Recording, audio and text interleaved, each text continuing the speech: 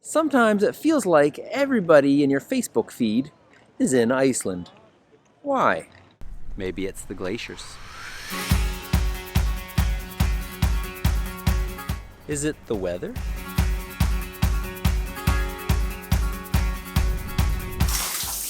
Is it the spacious showers that smell so good? Is it the rainbows? Maybe it's the cool churches. Is it this dramatic and beautiful scenery?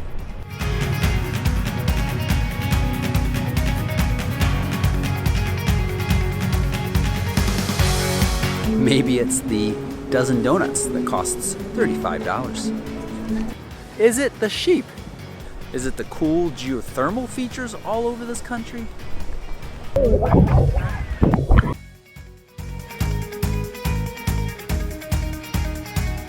Maybe it's all the puffin-related paraphernalia. Maybe it's because of all the waterfalls.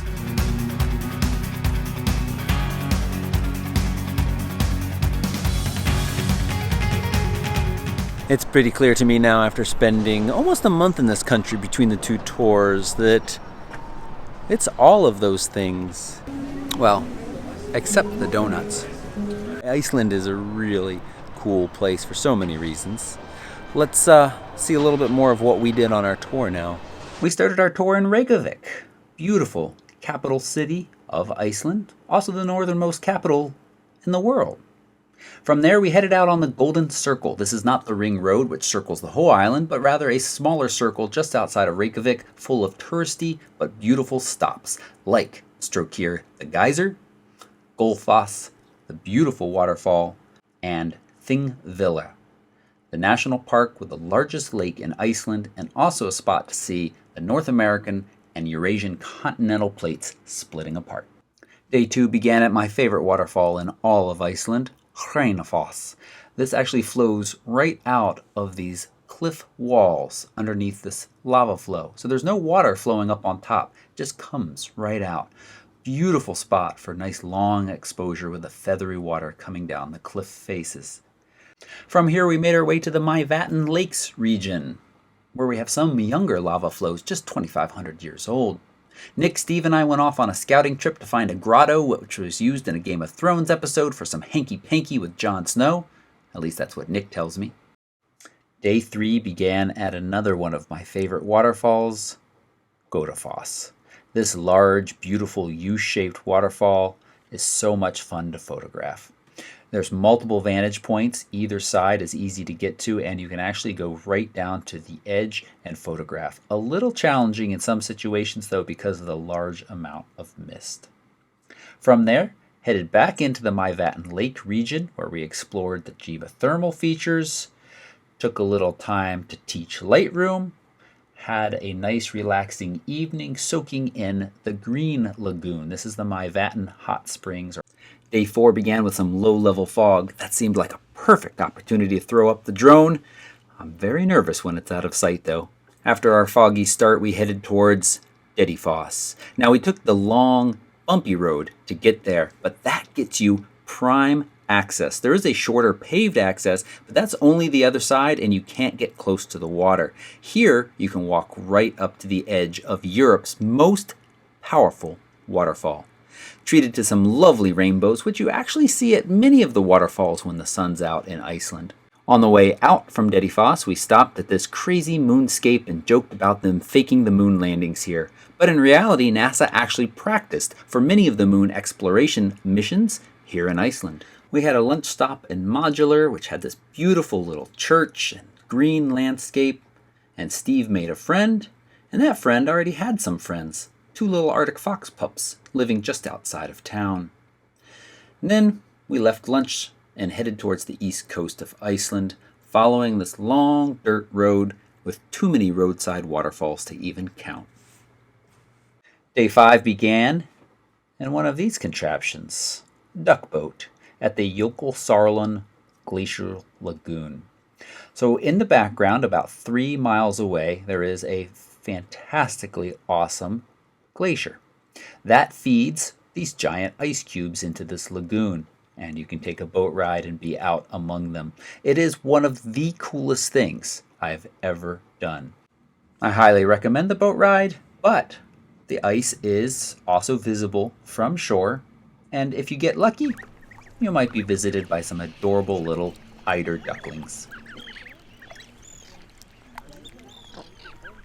That same glacier works its way down to other access points along the coast, and we visited a couple of those before the weather turned bad and the sheep took cover. Day 6 began at one of those places that is just so freaking cool. Just outside the Jökulsárlón Glacier Lagoon is Diamond Beach. That's its nickname. What happens? Those ice cubes I mentioned yesterday, yes, I know, really, they're icebergs. They float out to sea. Then the waves push them back onto this black sand, making for fantastic pictures. This is 1,000-year-old crystal clear ice. Larger pieces still have the hints of blue, and they're washed up on this beautiful black sand. We continued on down along the east coast of Iceland, stopping at a beautiful roadside waterfall, before making our way to the town of Vic, known for its beautiful sea stacks, basalt columns, and the day we were there, an incredible amount of wind. Seriously, 50-mile-per-hour gusts. Day 7 began at Goðafoss. This tall and beautiful waterfall is cool because you can walk right up to the base, and you can climb 472 steps to the top, which I highly recommend you do. And if you've taken the time to do that, go ahead and hike a little bit further into the back country because it is gorgeous back there. From there, we headed down to Goðafoss. I'm saying that exactly correctly. This is a cool waterfall that pours down into a cave. So you can actually walk into the cave and look up. Now that waterfall is actually just a few hundred yards away from the extremely popular Seljalandsfoss, but not nearly as many people visit it as they do the Seljalandsfoss. This is one of the more iconic waterfalls of Iceland. You can walk back behind it, but do expect to get very wet. It is a fantastically gorgeous location that, now that we're closer back to Reykjavik, can get quite busy. From here we hopped on the ferry that's going to take us to Heimaey Islands. And if you remember my vlog from 2015, that was quite the journey with a massive amount of seasickness and, yes, vomiting. This journey was just 30 minutes, mostly smooth sailing. I didn't see a single person hurl their cookies overboard. Once we landed on the island, a group of us decided to hike Home Rock. This is this beautiful cliff rock that just dominates the harbor entrance. It's quite the climb. It's about a 1.5 mile hike, most of it severely uphill, some of it involving ladders, ropes, and chains bolted into the cliffside. At no point did I ever feel like I was going to immediately fall to my death, but there were a couple of places that did make me a little nervous. There are actually sheep up here on the island as well. They just bring them down to a pen, shear them from time to time, and then let them mostly roam free up there. Day 8 brought some serious weather in the form of sideways rain. We spent most of it indoors, teaching Lightroom, critiquing client photos, and generally helping people walk away from this trip with some fantastic images. It's actually one of my favorite parts of these trips, is to be able to sit down, help people see what they can do with their images in Lightroom, and give them small little tips that will just take those photos to the next level. Day 9, the weather cleared and I flew the drone above the volcanoes on Heimaey Island.